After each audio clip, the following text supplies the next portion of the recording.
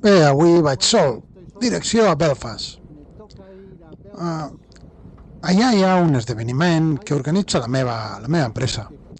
Una cosa relacionada amb el menjar. Test and Tour, crec que es diu. Bé, és una oportunitat per tastar plats i begudes diferents. Sí, és una trobada amb amics i companys de feina i, evidentment, és a Belfast. I com que hi haurà una mica d'alcohol, doncs bé, aquí la tolerància per conduir és zero. Així que en lloc d'agafar el transport públic o un taxi, resulta més barat i molt més divertit dur-hi el vaixell, deixar-ho a la marina i dormir-hi per recuperar-me. Bé, no exactament recuperar-me perquè no ho veurem tant, però com he dit, aquí no es condueix i després de veure. No és només la policia, és també una cosa social. La gent, almenys el meu entorn, té molta consciència sobre aquest tema. I si ho fas, et consideren bàsicament un psicòpata.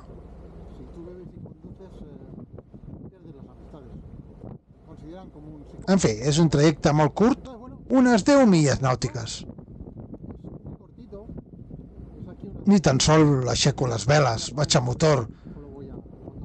Haig de trucar al BTS per VHF per passar pel canal, però estic una mica nerviós, fa vent i el responsable del port ja m'ha dit que no hi ha espai, o sigui que m'haig de volar a un catamarà. I és la primera vegada que faig això sol. A veure, amb aquest vent si puc agafar una línia i quedar-m'hi per passar-hi la nit. I ja veurem.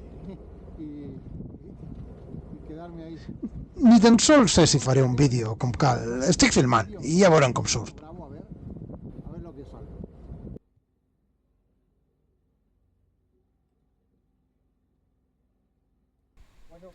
Bé, ja gairebé hi som. De temps vaig bé. Però el vent i l'onatge m'han frenat més del que esperava.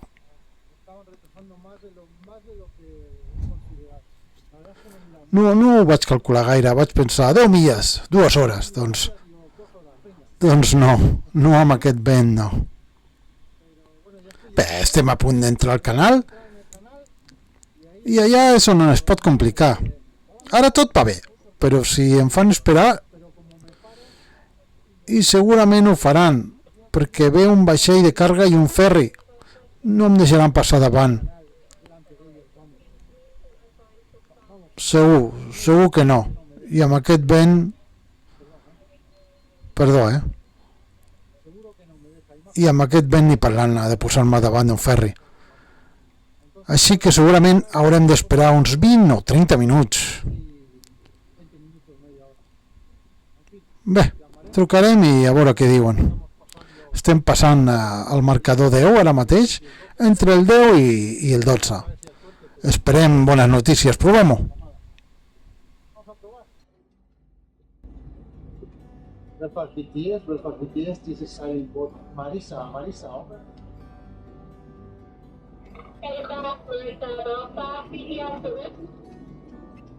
Belfast BTS, I'm passing market number 10, approaching market number 12. I need permission to get into the channel on my way to the marina, over.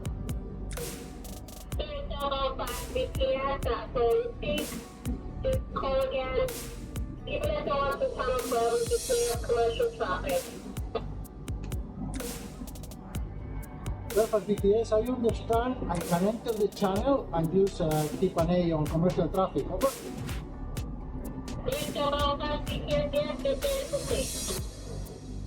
Thank you very much. I will call back when I am tied up in the marina, over.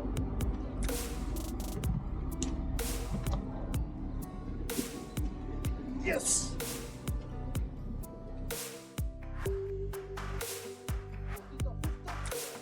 Ha anat just, però m'ha deixat entrar.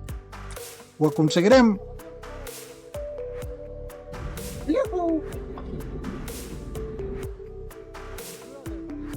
Les aventures del Marisa. Ara hem acabat la part fàcil. Aquesta era la part fàcil. Ara ve el complicat.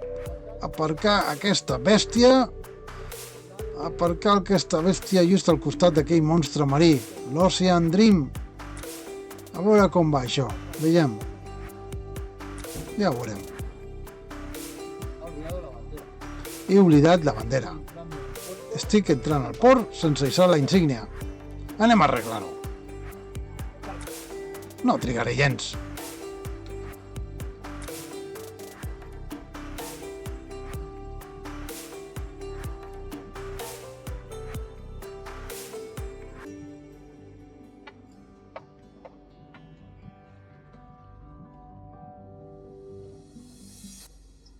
Ja està.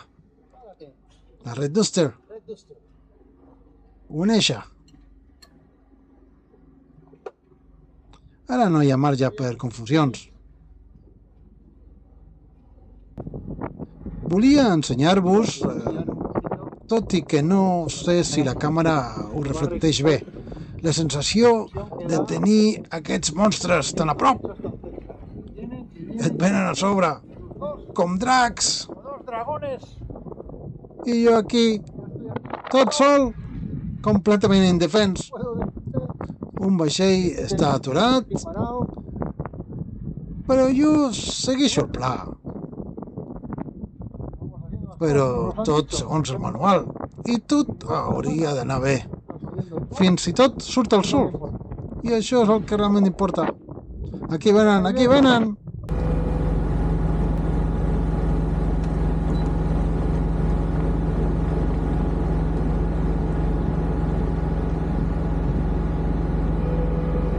Avui navego sol, però no perquè m'agradi la falta de companyia.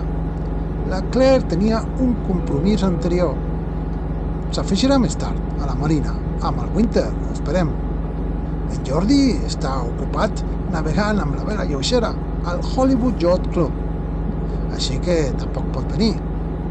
I Lian diu que ha de tallar la llespa.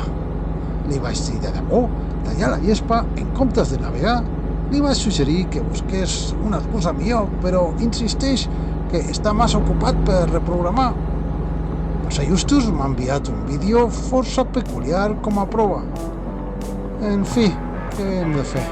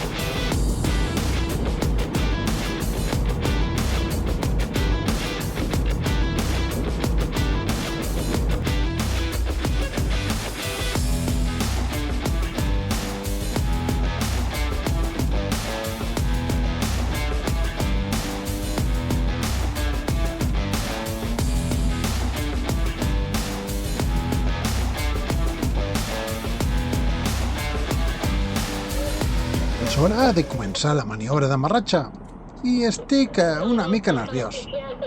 He d'amarrar-me a l'Ocean Dream, que és un catamarà gegant, molt més alt que un veler normal. Això complica la col·locació de les defenses i llançar una amarra per frenar encara més complicat. I per acabar-ho d'adobar, el vent em porta directament contra el pantalà. Intento frenar la velocitat, però quan ho faig perdo el control de timó. La marxa enrere només funciona si encara tens una mica d'inèrcia a l'aigua. A l'altre costat del catamarà hi ha el que sembla una casa flotant, una mena d'allotjament de luxe i definitivament no és el tipus de cosa que vols colpejar. La meva inexperiència m'ha passat factura. He entrat massa ràpid. Hauria d'haver frenat molt abans. Bé, d'això se n'aprèn. Almenys no ha estat un desastre total. Podria haver estat molt pitjor. Però he colpejat fort el pantalà i les defenses dels dos vaixells s'han hagut de guanyar el sou.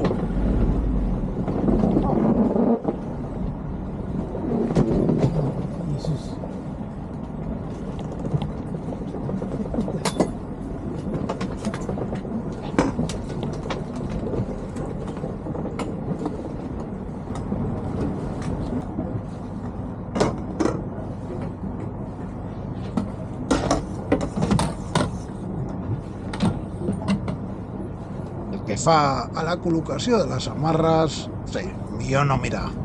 No ha estat gens elegant, però el balisa ja està ben amarrat. I cap dany important. Bé, potser hem perdut alguna cosa. Potser hem perdut una sabata? Lose my shoe.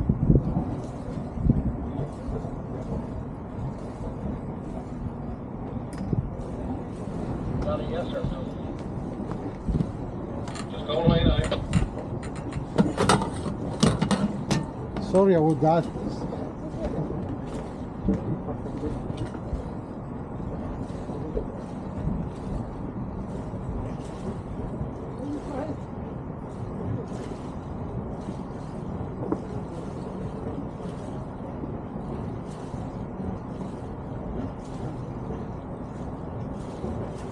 That's the 5 from the subscribe to channel 67 down there.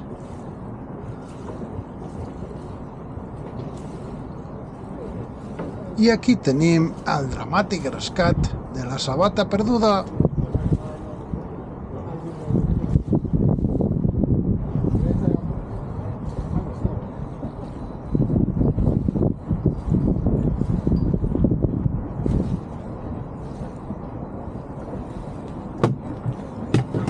Right.